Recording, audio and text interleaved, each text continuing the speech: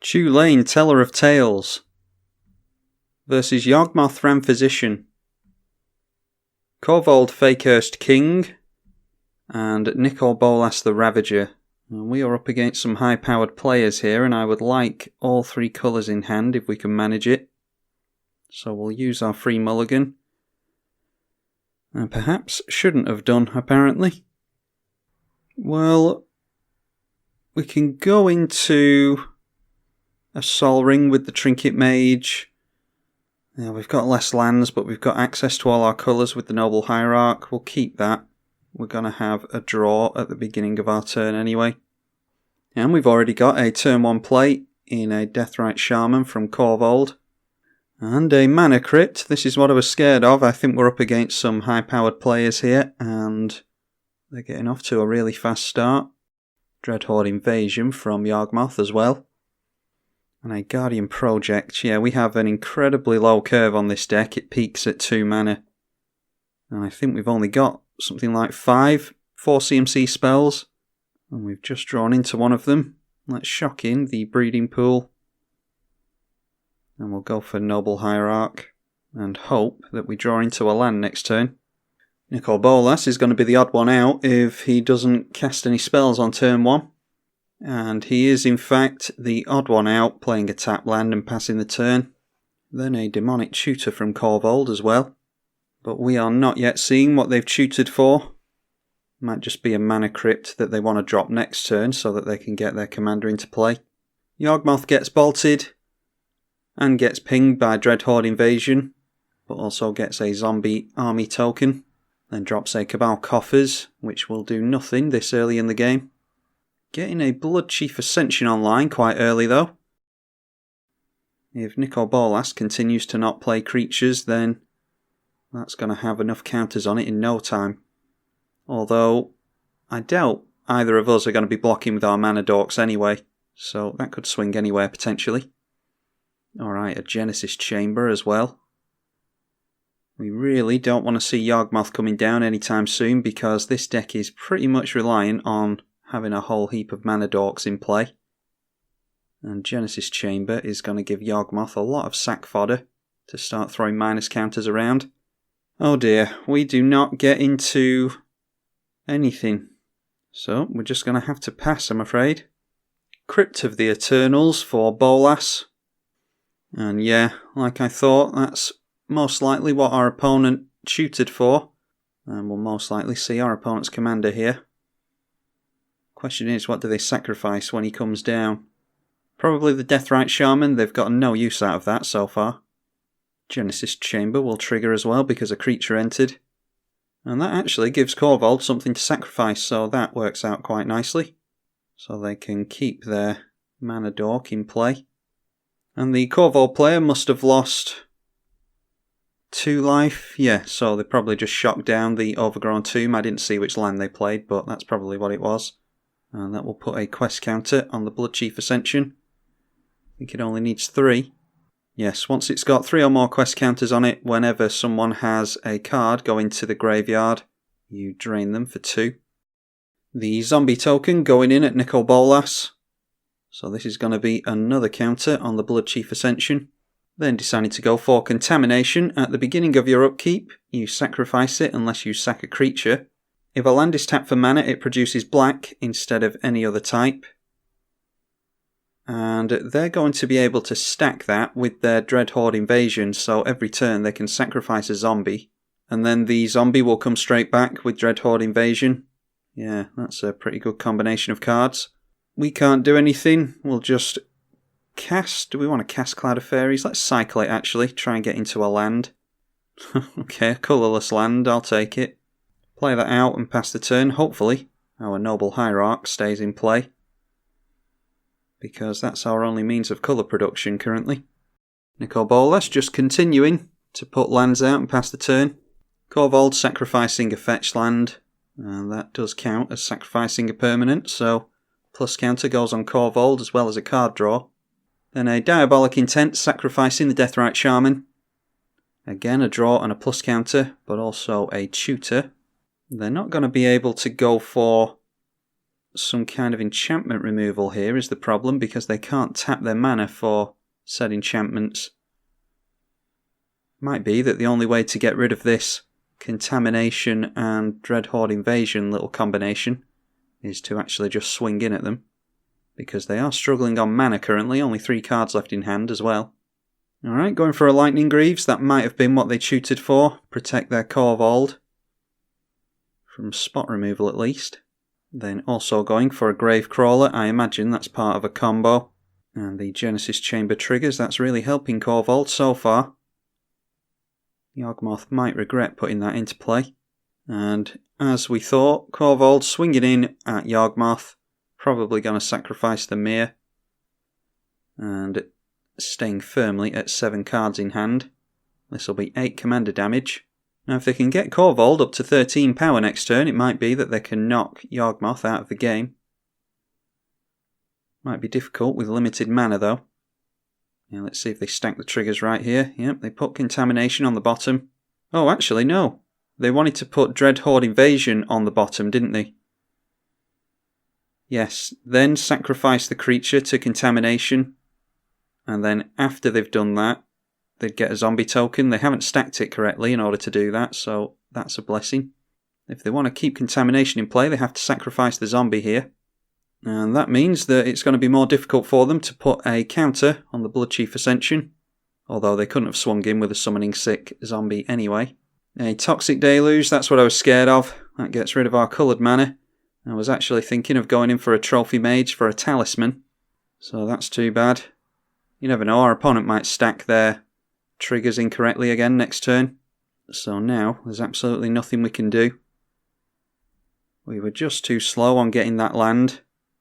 Had we have been able to get into a Talisman for Simic colours, we might have been in a better spot here. Might be good for Nicol Bolas to have the game slowed down a bit, because they're missing red mana anyway. And they go for a Boneyard Scourge. 4/3 flyer. Whenever a creature you control dies while this is in the graveyard, you can pay 2 and return it to the battlefield. So I wonder in that case if this is Grixis Dragon Tribal. Korvold just passing the turnover. They've been ground to a halt apparently. As have we all from this Contamination. Alright, they stack it correctly this time. The Contamination will trigger after Dreadhorde Invasions has put a zombie into play. We need to get into mana rocks, really. Although it's noteworthy, I didn't notice how little life our opponent was down to. They are at 11 life. They might get taken out by Mana Crypt, but I would think that Bloodchief Ascension would be up to enough counters by that point. They're going for Everflowing Chalice. Without any counters on it, they must have clicked to cast it as opposed to casting it with Multi-Kicker. That's a mistake from our opponent by the looks of it. And I would think that the Boneyard Scourge and the Mere are going to be swinging in at Yawgmoth next turn anyway. Okay, we get into a Rift. There is nothing we can do with that. I think it's worth keeping in hand. What do we ditch though is the question. If we're desperate for the Laboratory Maniac win, I mean we're nowhere near it right now, but if we are, we've got Eternal Witness in the deck. So we can grab it out of the graveyard if we want to. So let's get rid of Labman here. Alright, Bolas has got all their colours now. If not for the Contamination, just dropped a command tower. And hopefully we'll swing in at Yawgmoth here, because we all want rid of him. How strange an attack is that? Into Korvold. Okay, so clearly they like the fact that they can't tap their lands for mana. If you ever want to see strange plays, come and play with randoms on Magic Online. Revenge of Ravens. Whenever a creature attacks you or a planeswalker you control, that creature's controller is drained for 1. And now, thanks to the Boneyard Scourge going in at Korvold, the Bloodchief Ascension is now live. And there's 2 players at the table that have full hands and can't cast anything. So that means that whenever we discard something, the Bloodchief Ascension will trigger. And Yawgmoth is going to start gaining life and staying in this game for much longer than we'd like them to. There we go, Bloodchief Ascension triggering already from a fetch land. You have no idea how many times things go into the graveyard in a game of Commander until you have a live Bloodchief Ascension in play.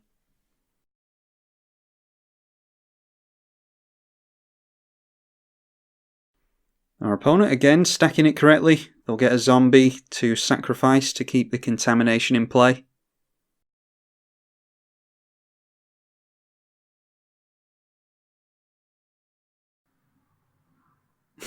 I have no idea what this Yawgmoth player is doing.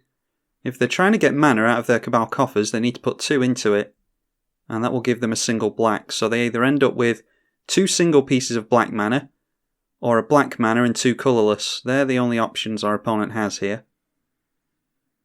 And they are tapping things and untapping things like crazy. There's only really one way to do it, and it's put 2 mana into Cabal coffers. The only access to 2 mana you have is through Mana Crypt. Okay, and there we go. Our opponent just plumps for Astral Cornucopia. So they will have 4 mana now.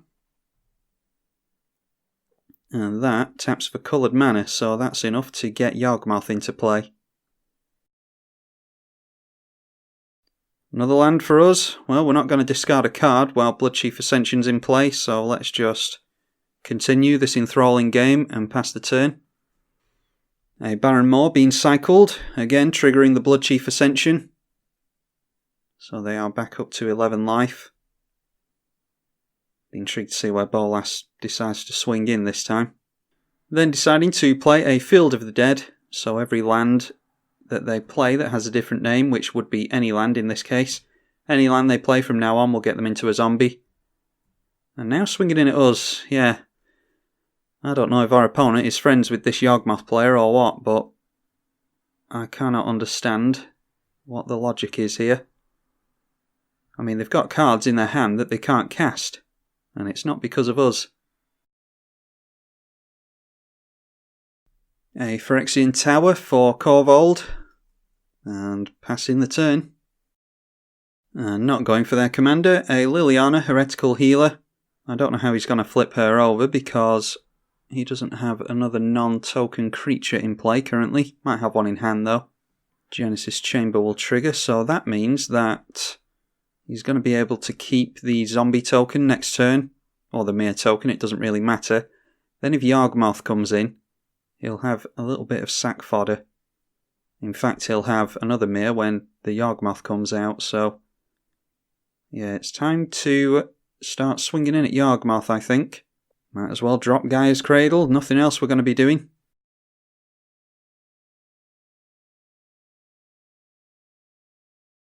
Just been questioning my opponent as to what the script is here with not swinging in at Yawgmoth.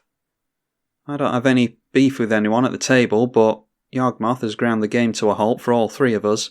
Doesn't really make much sense to me that you wouldn't swing in over that way.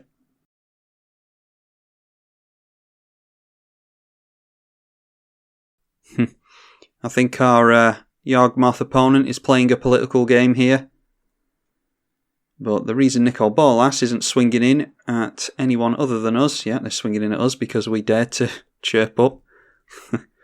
Yeah, the reason that they're swinging in at Korvold and myself is because the contamination has us pinned down. So I'm guessing Nicol Bolas has some mono black creatures that they can cast. But yeah, it's funny that Yawgmoth keeps saying that, oh, Crypt's going to take me out.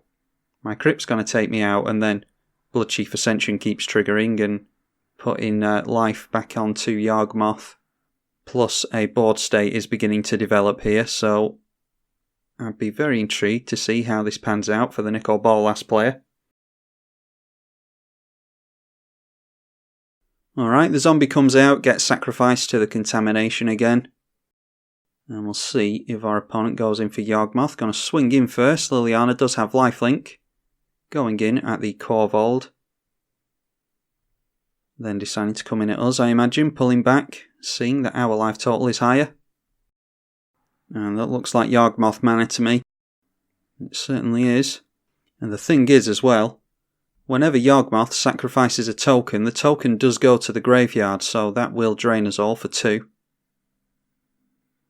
So our opponent can talk about being killed by Mana Crypt all he likes, but that Bloodchief Ascension is what's going to keep him in the game here, I think. We draw nothing. I think it's 4 rocks we've got in the deck because we're heavily based in Mana Dorks in this deck, so there's only 4 colourless rocks. Let's see. We'll just get rid of Guardian Project. And there's our opponent getting some life back because we're forced to discard. Alright, the dragon finally swinging into Yawgmoth, wants to keep them hovering at a low life total apparently, sees how much life is being gained from the Bloodchief Ascension.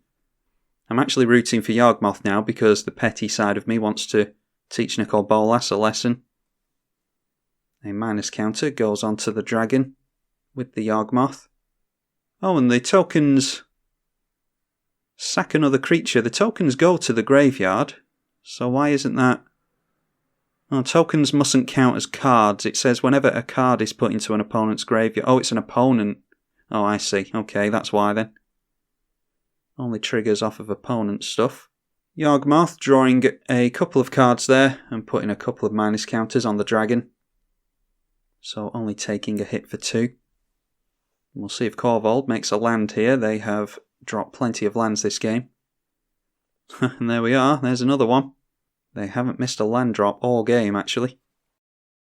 They finally get into another swamp. That's not only more mana, but it means that the Mana Crypt colourless mana can be converted into black with Cabal Coffers, which might be relevant if they need a lot of black mana.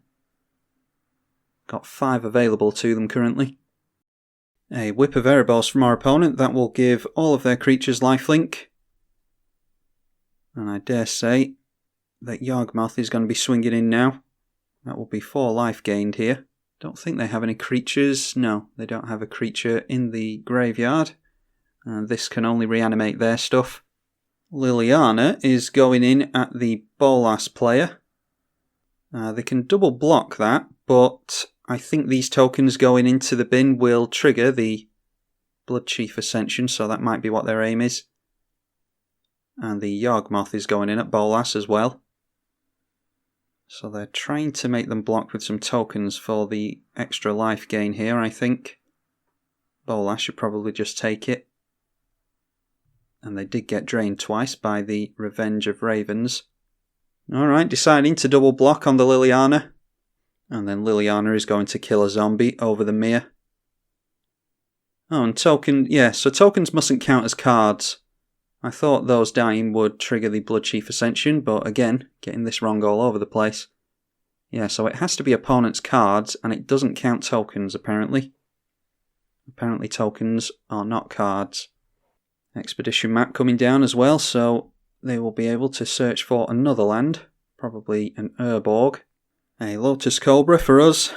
I think... What do I think? I think we might have to get rid of Tatyova. As great as I'm sure Tatyova is going to be in this deck, we've already got a 5 CMC creature to cast and it's our commander, and there's no guarantee that that will stick around. So we'll have to ditch Tatyova. And again, our opponent will drain us for 2. A Dance of the Dead from Nicol Bolas going on to the Liliana. And they'll get a Mere token from the Genesis Chamber as well. Now when Boneyard Scourge dies, this will flip over, but I think it will flip into a Planeswalker under Yawgmoth's control. I'm not entirely certain on that, but I think that's what happens there. Yes, it's under her owner's control, so our opponent will have to be careful of that. Then going back in at Yawgmoth, yeah, apparently seeing what a threat Yawgmoth is all of a sudden. And finally, Korvold hasn't gotten into a land, so they are going to discard here and give Yawgmoth some more life. They get rid of a Rishkar's Expertise.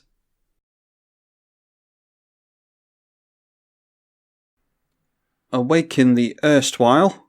Each player discards all cards in their hand. Yeah, with an active Bloodchief Ascension. I was actually thinking of the 3 mana black wheel would be good for our opponent. but this is just as good. Then creates that many zombie tokens. So there we go. Our opponent playing a clever game. Well, not really so clever. It's just that the Bolas player is more easily fooled, I think. But yeah, playing a clever game saying that, oh, Mana Crypt's going to take me out. I'm sure everyone watching knew full well that Bloodchief Ascension was going to keep them in the game. Didn't know if our opponent had a wheel effect like that or not, or mass discard or anything like that. But Bloodchief Ascension is good enough on its own without wheels and things like that. So there we are down to 9. Nicol Bolas down to 25. I'm absolutely swinging all those zombies in that way. Yeah, Korvold down to 5 and Yawgmoth all the way up to 44 on the back of a Bloodchief Ascension. We get into another land and let's start swinging in here. So like I said, gonna swing everything in at Bolas because I'm petty. We're gonna get drained for 7 here, but we're not staying in this game anyway. And they could just take this, but it will knock their life down by roughly half. Yawgmoth sacrificing a zombie to get rid of a mirror, so they've got less things to block with. And that draws them a card doing that as well. And yeah, it looks like Nicol Bolas just deciding to take it. So they go down to 18.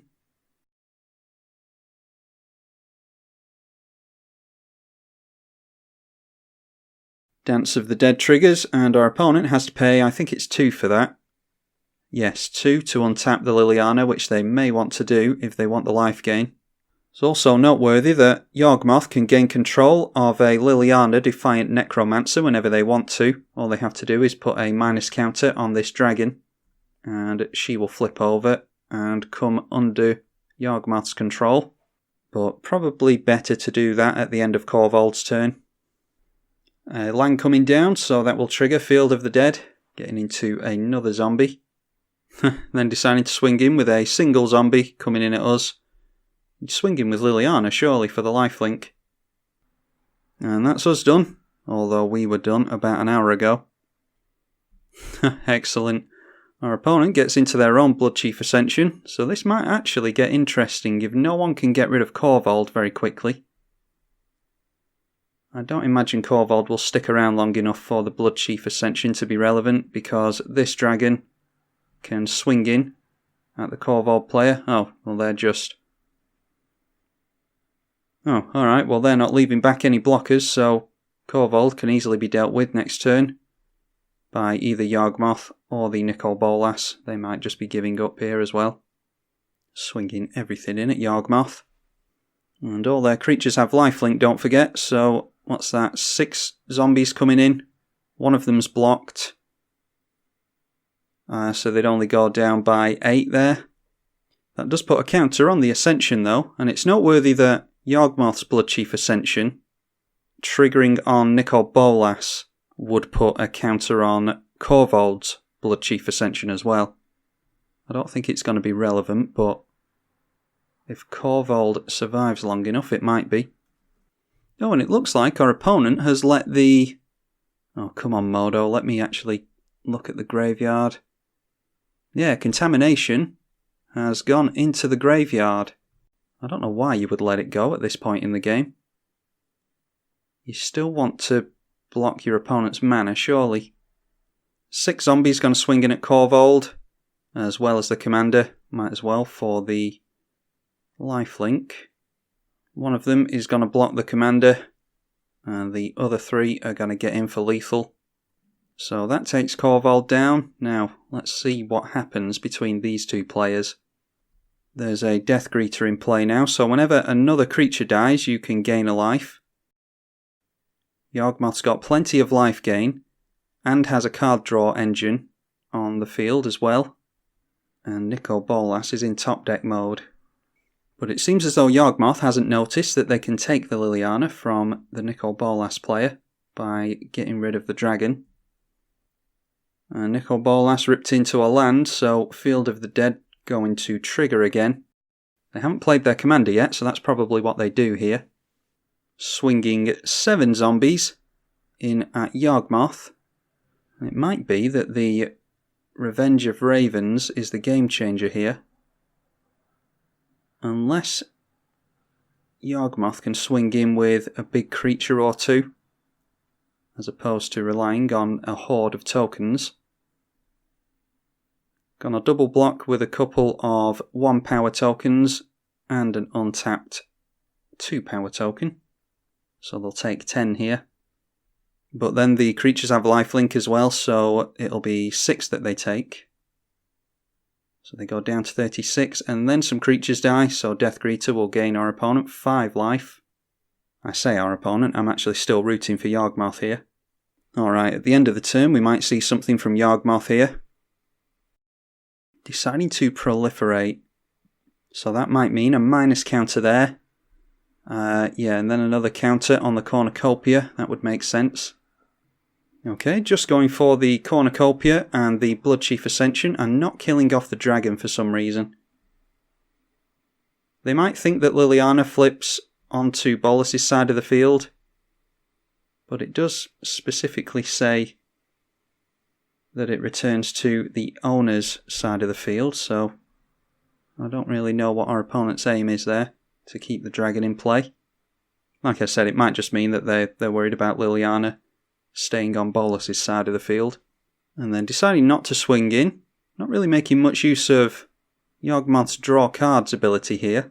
It would probably be worth just sacrificing all the tokens, or at least sacrificing the zombie army to draw a card. But I would probably sacrifice all the tokens in response to blocks and draw cards, and try and take advantage of the fact that I've got way more card advantage than my opponent does. Again, paying for Dance of the Dead. Haha. A Dragon Lord Kolaghan, flying in haste, and it gives your other creatures haste. Yeah, that might actually help our opponent win the game, especially if they get their commander down next turn. Because Yawgmoth doesn't appear to be, like I said, doesn't appear to be making use of the card advantage they can generate. But I am thinking that this is some kind of Dragon Reanimator deck, now that I've seen the Dragon Lord Kolaghan. Then a Crucible of the Spirit Dragon. You put a storage counter on it. What for? And then remove X counters any combination of colours for dragon spells or dragon abilities.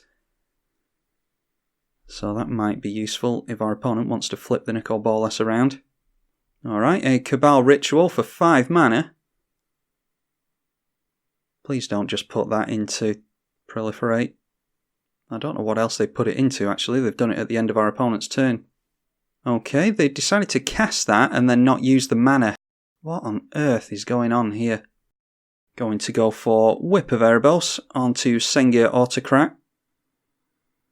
Yeah, they might as well sacrifice the tokens here before Sengir Autocrat leaves the battlefield to the whip effect. Because when this comes out of play, all its tokens leave as well. So the Surf tokens ought to be sacrificed to Yawgmoth for the card draw here. And I would be putting a bunch of minus counters on this thing if I was my opponent. Okay, but sacrificing the Sengir Autocrat and lose all their Surf tokens. Okay, I think this is a newer player. They just lost all of their Surf tokens because they didn't sacrifice them in the right order. So I think this must be a newer player here. A Lightning Greaves from our opponent, and they are down to 1 card in hand. I'm not much of a sporting guy personally. I don't follow any sports teams or anything like that, but I'm assuming this is what it must feel like when the team that you're rooting for is not doing too well. A minus counter is sneaked down onto the Dragon Lord Kolaghan, by the way. Didn't see that happen.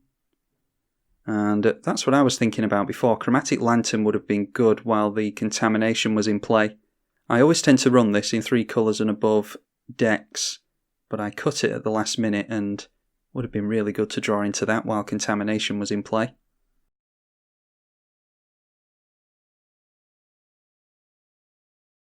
Dragon Lord Kolaghan swinging in at our opponent for 5 in the air, then deciding to...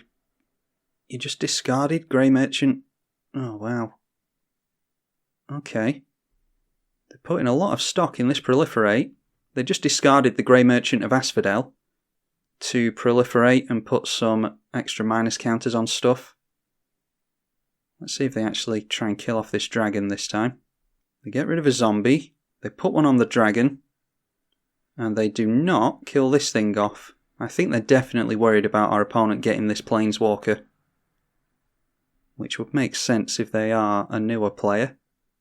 And it comes back round to Yawgmoth's turn. They may well reanimate the Grey Merchant of Asphodel with the Whip of Erebos, but the point is they could have cast Grey Merchant of Asphodel, drained our opponent for 3, 4, 5, 6, 7, 8, 9, and then when it dies, I don't think they have a... Oh yeah, they do have a sack outlet in their commander.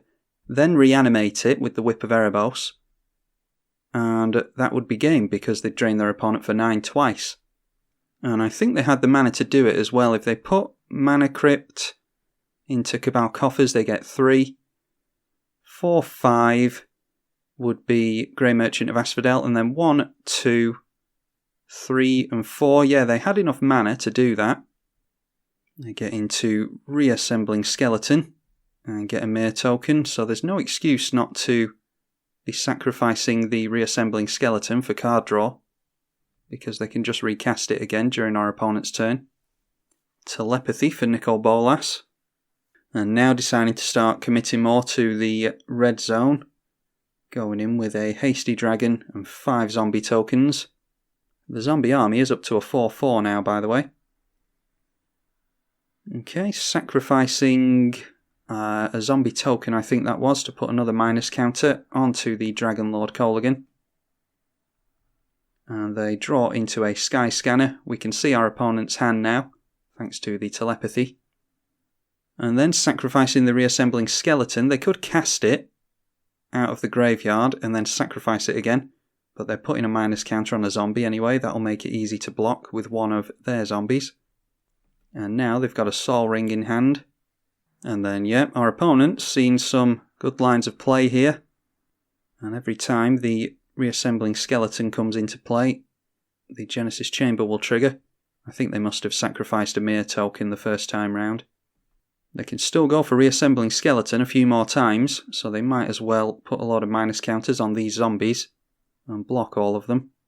Sling Gang Lieutenant will come in with some Goblin tokens, which is more sack fodder for Yawgmoth.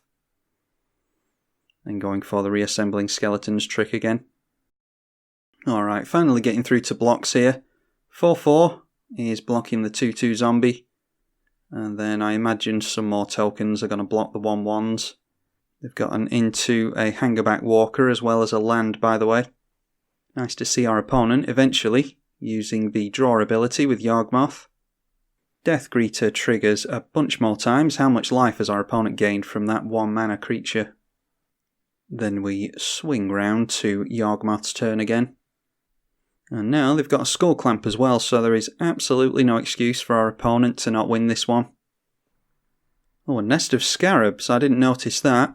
Our opponent could have done with casting that before they got rid of our opponent's tokens, because they would have been generating some insects while they were doing that. They've got another land as well. I think our opponent has infinite with their commander Geralf's Messenger and Genesis Chamber. I think you cast Geralf's Messenger, it comes in, you sacrifice it to Yawgmoth to bring it back in with Undying. You sacrifice one of the Mere tokens that's been generated to put a minus counter on Geralf's Messenger. And that will knock the plus counter off it so it can have Undying again. And I think you can do that an infinite number of times, because every time this comes in it will generate a Mere token for you to sacrifice. So our opponent's got a few means of winning the game here. Oh, and they actually decided to kill off the dragon, so Liliana has flipped over onto our opponent's side of the field. I hope that they haven't just been toying with the Nicol Bolas player, and that they didn't realise that Liliana would do that.